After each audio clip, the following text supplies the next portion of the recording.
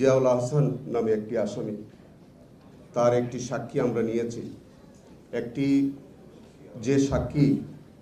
যে সাক্ষীটা আমরা নিয়েছি, এই সাক্ষীটাকে তার সাক্ষ্য নেওয়ার জন্য আমাদের প্রায় 1 মাস কাজ করতে হয়েছে। এই সাক্ষীটাকে আমরা কিভাবে আনতাম, কোথায় রাখি, কিভাবে আদালত পর্যন্ত আমাদেরকে উপস্থাপন করতে হয়, এবং এটার পিছনে যে আমাদের একটা বিরাট কাজ প্রক্রিয়া, এটা আপনাদেরকে আসলে ইনফ্যাক্ট বলে বোঝানো যাবে না।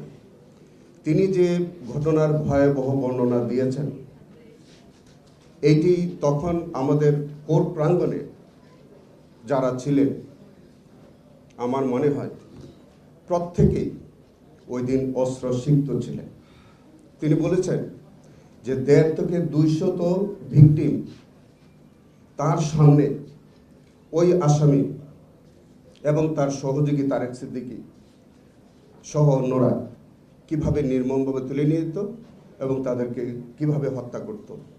একটি স্পট বাংলাদেশের আছে, আমি তদন্তের স্বার্থে বলছি না, এটা খুলনা অঞ্চলের একটি অংশ। সেখানে আমরা যে ঘটনার ভয়াবহ বর্ণনা পেয়েছি, এটা আপনাদের গা শিহরিয়ে উঠবে যে কি নির্যাতন, কি নিষ্ঠুরতা, এবং কিভাবে তারা কতটা অমানুষ হতে পারলে এই জাতীয় ঘটনা তারা করতে পারে। তারই আপনারা ইতিমধ্যে দেখেছেন, আপনাদের 2টি ঘটনাস্থল, 2টি আয়নাঘর, র্যাবের একটি, আমাদের ডিজিএফের ওখানে একটি, আমি 2টাই কিন্তু আমি আসার পরে সিলগালা করে দিয়েছি। যে 2টি চিত্র কিছুটা আপনাদের শহীদ জাদুঘরে সংরক্ষিতও আছে। আপনারা ওখানে গেলে যে দৃশ্য দেখবেন, সেটি কোনো মানুষ হিসেবে তখন আর সহ্য করা যায় না, এরকম একটি অবস্থা।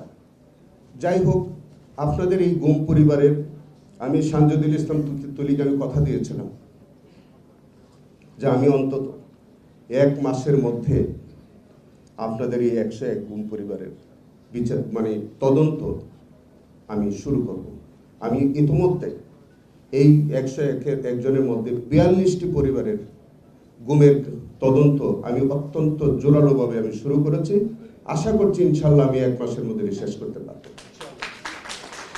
আপনারা জানেন, আপনাদের এই মায়ের ডেকের ব্যানারে 13 জনের একটি বিচার, যেটা আমি এই যে বর্ণনাটা আপনাকে দিলাম, সেটা আমরা অত্যন্ত জোরে সোরে আমরা শুরু করেছি, এবং এইটাও আমরা আশা করি সামনে আমাদের একটা ভ্যাকেশন আছে, আমরা আশা করছি যে ভ্যাকেশনের পরপরই এই মামলার বিচার করে ইনশাল্লাহ শেষ করতে পারবো। আমি আপনাদেরকে কথা দিচ্ছি যে আমাকে যদি আল্লাহ 1 বছর বাঁচিয়ে রাখে, এই 1 বছরের মধ্যে অন্তত মায়ের ডাকের যে গুম বা অপহরণের শিকার যে পরিবারগুলো, এই 1 বছরের মধ্যে সমস্ত বিচার আমি ইনশাল্লাহ শেষ করব।